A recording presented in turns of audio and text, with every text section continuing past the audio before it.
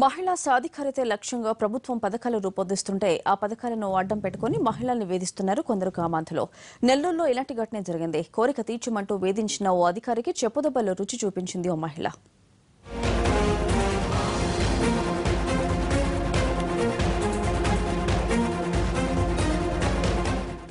అబల కాదు సబల అని నిరూపించింది నెల్లూరు జిల్లాకు చెందిన ఓ మహిళ. ప్రభుత్వ పథకాల్ని అడ్డం పెట్టుకుని మహిళల్ని వేధిస్తున్న ఆఫీసర్కు చుక్కలు చూపించింది. పేదరికాన్ని, ఆర్థిక అవసరాల్ని ఆసరాగా తీసుకుని అఘాయిత్యాలకు ఒడిగొడుతున్న అధికారికి బుద్ధి చెప్పింది.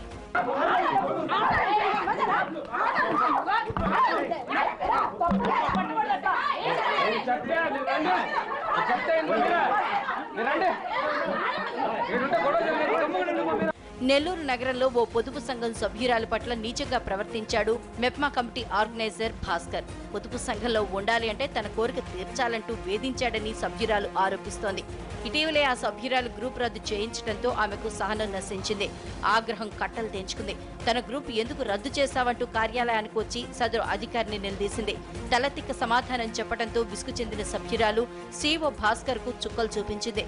చెప్పుతో దాడి చేసింది. పట్టణ పేదరిక నిర్మూలన కార్యాలయంలో ఈ ఘటన తీవ్ర కలకలం రేపింది.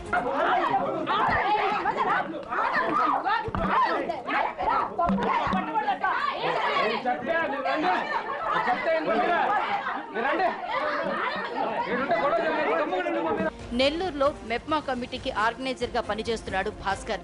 నగరంలోని జాకీర్ హుస్సేన్ నగర్ కు చెందిన పొదుపు సంఘం సభ్యురాల్ని లైంగికంగా వేధించాడన్న ఆరోపణలున్నాయి. కోరిక తీర్చుకుంటే పొదుపు రుణాలు ఇచ్చేదే లేదని నిత్యం వేధించేవాడని, అసభ్యంగా ప్రవర్తించేవాడని ఆరోపిస్తున్నారు బాధితురాలు. మాట్లాడేవాళ్ళు మేము బయట ముందుకి రాలేక ఈ రోజు రావాల్సి వచ్చింది. ఏం సార్ అతను కనిపిస్తే నాకు చెప్పుతో కొట్టాలనిపిస్తుంది. మేము అదంతా చెప్పకూడదంట, అట్లా అంతా మాట్లాడకూడదంట.